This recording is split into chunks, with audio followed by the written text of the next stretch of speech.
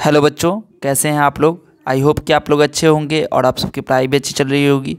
इस वीडियो में हम लोग करने वाले हैं बिहार बोर्ड क्लास 8 की मैथ की बुक का एक्सरसाइज 2.1 से पहले जो दिया गया है स्वयं करके देखिए। यहाँ पर आपको 3 क्वेश्चन दिए गए हैं, तीनों क्वेश्चन को मैं यहाँ पर अभी सॉल्व करूँगा। ठीक है, सबसे पहले यहाँ पर ये 2 क्वेश्चन है, इसको सॉल्व करते हैं।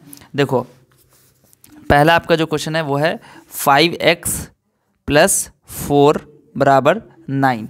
ठीक है, तो यहाँ पर क्या होगा कि आपको पता है कि यहाँ पर 4 जो है ना ये प्लस में है। ठीक है, तो जब इसको बराबर के इस साइड लेके आएंगे, यानी कि जब इस 4 का जो पक्ष है, यानी कि जब दाएं पक्ष में दिया हुआ है, जब बाएं पक्ष में लेके आएंगे, इसको बाईं तरफ लेके आएंगे या सॉरी दाईं तरफ लेके आएंगे, तो इसका जो साइन होगा, चिन्ह होगा इसके पीछे वाला, वो बदल जाएगा।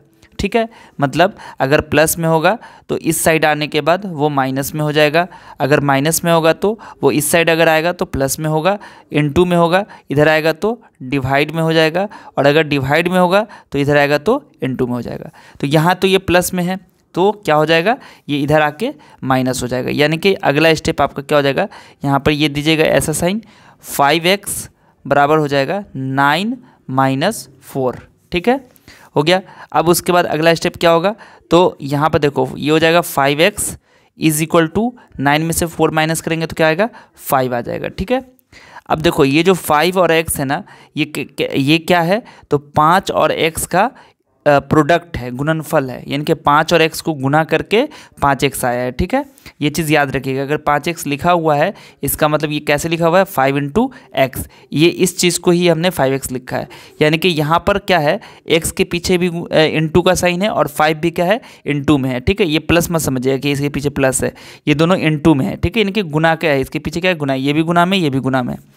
तो इस 5 को हम क्या करेंगे, इधर लेके आएंगे, तो x इधर अकेला रह जाएगा और ये 5 बराबर के इधर जो आएगा तो ये क्या हो जाएगा, चूँकि यहाँ ये गुना में है, इनटू में है, तो गुना जब इधर आएगा तो क्या होगा, डिवाइड में आ जाएगा, है ना।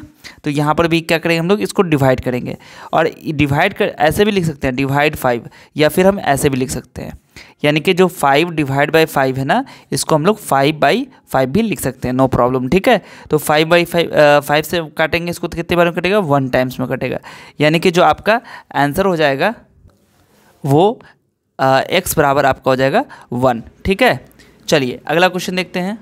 इसी का दूसरा क्वेश्चन आपका है 5/2 + 2x = 15/4। यानी कि क्वेश्चन पहले यहाँ पर नोट कर लेते हैं, 5/2 +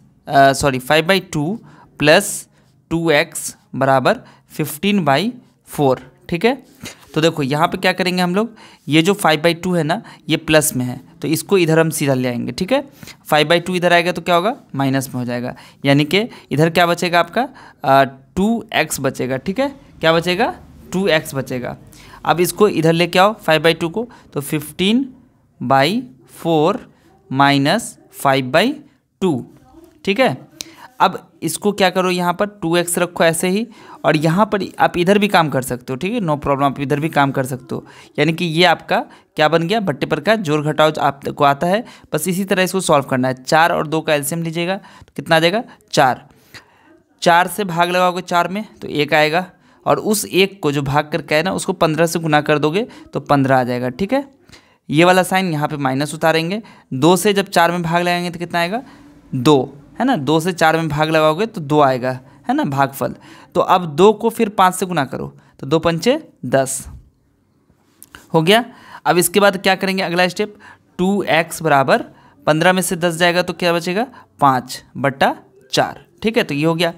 अब यहाँ पर फिर वही बात आ गई कि 2x लिखा हुआ है, मतलब 2 × x है, तो 2 इधर इनटू में है, इधर आएगा तो डिवाइड में होगा। ठीक है, तो इसको कैसे करेंगे, x = 5/2 है, 5/4 है ना, इसको हम डिवाइड/2 भी लिख सकते हैं, या सीधा सीधी हम क्या करेंगे कि इसको नीचे में यानी कि ×2 भी कर सकते हैं। ठीक है, दोनों काम आप कर सकते हैं, नो प्रॉब्लम। ठीक है, तो यहाँ पर 2 ऐसे कर दिया। ठीक है, अब ये क्या हो जाएगा, 5/4।